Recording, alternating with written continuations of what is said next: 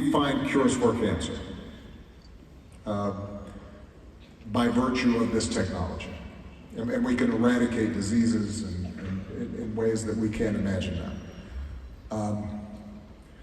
The downside risks are this, and I'll kind of lay them out in order. There is a non-zero possibility, but not very likely, but non-zero chance that we'll all be bowing down to our computer robot masters. That's sort of the science fiction concern, fear. I do think, and I want to encourage those who are developing it to make sure there's an off switch. That is simple, easily found.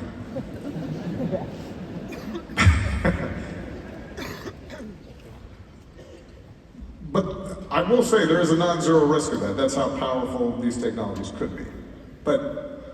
And I won't put a number on it, but not likely. What is much more likely is the weaponization of these tools to, whether it's governments or non-state actors or some guy in a basement creating a new strain of smallpox and creating a bioweapon, or creating a virus that gets into critical infrastructure and affects air traffic control, or and the degree to which all of this is being militarized and could be used as a system of surveillance and oppression at levels we have not seen before. That is not much more than a non-zero risk. That is a significant risk. And then the third risk, which is a certainty, is that this will disrupt our economies and impact jobs and put further stress and strain on people, because it's going to duplicate the same forces of automation and globalization that wiped out manufacturing in so much of the UK and the United States, places like Liverpool or Detroit.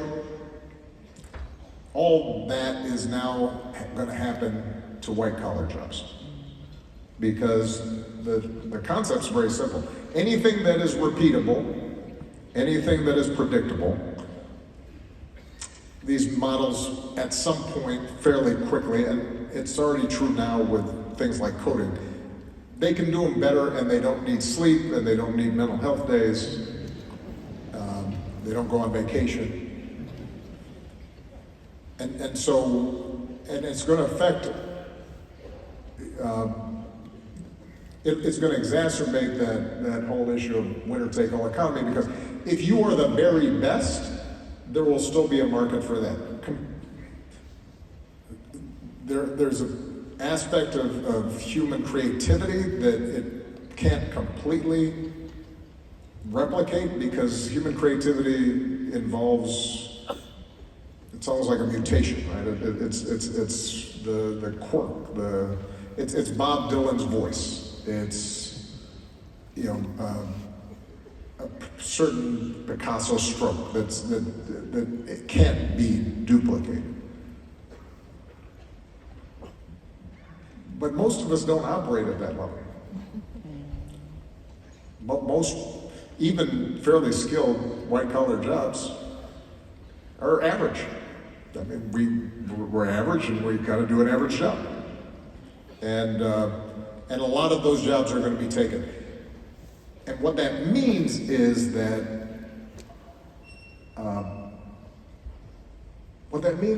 we're going to have to rearrange work, and we're going to have to rearrange the social safety net, because there are going to be more people who are skilled, talented, productive, but companies think these computers are more helpful in terms of just doing the things that we're doing to just produce stuff. And we're not even having that conversation. So the main message I'd send around AI is it's not just this is doom is coming and there's nothing we can do about it. These are tools made by humans, but we have not seen 5 companies and a handful of individuals and a few sovereign wealth funds be responsible for something this revolutionary without the input and the accountability of the public. And so we have to insist not on shutting it down, because the Pandora's box open, and we're not gonna, the history of us, the Luddites were here in England, that usually doesn't work. But what does work is us saying, all right, this technology is here, it is subject to a broader conversation and some collective guardrails so that we are guiding it in a way that benefits everybody and not just a handful of people. That we can do.